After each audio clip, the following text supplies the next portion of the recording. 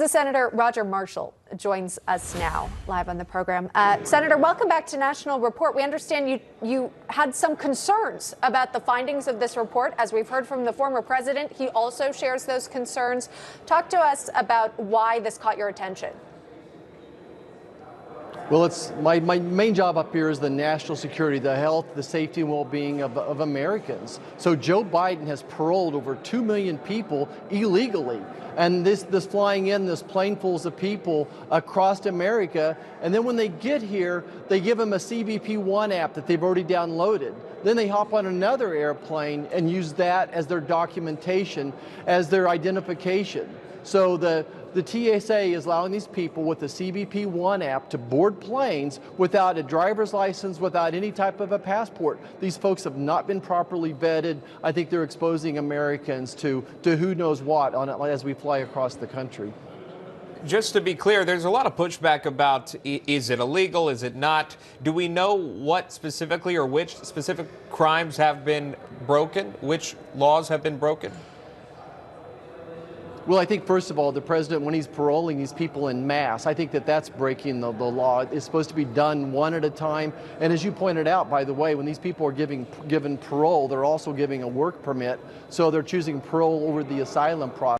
And I think the other law that's being broken is the law of the land says you have to have basically a driver's license or a passport, a meaningful ID to board that airplane, as opposed to just an app you've downloaded on the free phone that Joe Biden gave you. We think that's insufficient of a background check, and what they're using to get on the plane is simply endangering other Americans.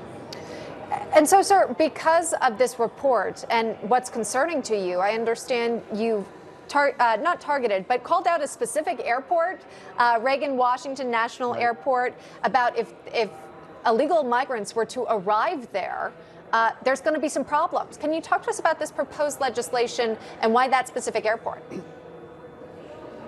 Right, so Congress has the ability to control who comes in and out of DCA airport. So what we're saying is any airline that allows these illegal migrants onto their planes and they allow them to use this CBP-1 app as their identification is that they can no longer fly into DCA. It's one of the few levers we've got up here in Congress, so we're essentially pushing back on every airline saying if you're doing this, then you can no longer land in DCA.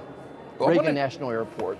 So I wanted to get back to, again, or staying on this topic, but back to the lawsuit. There was a lawsuit that was filed against the Biden administration, essentially trying to get more information about the flights that we're talking about, these authorized flights here through the parole flights. And this is, in the filing, this is what we've learned here. Lawyers for the Center of Immigration Studies saying, quote, exception B7E has been applied to the identifying information for airports of entry, which, if disclosed, would reveal information about the relative number of individuals arriving and thus resources expanded at particular airports, which would either standing alone or combined with other information reveal operational vulnerabilities that could be exploited by bad actors, altering their patterns of conduct, adopting new methods of operation, and taking other countermeasures, thereby undermining CBP's law enforcement efforts to secure the United States border. Again, that from the lawsuit there, from the reporting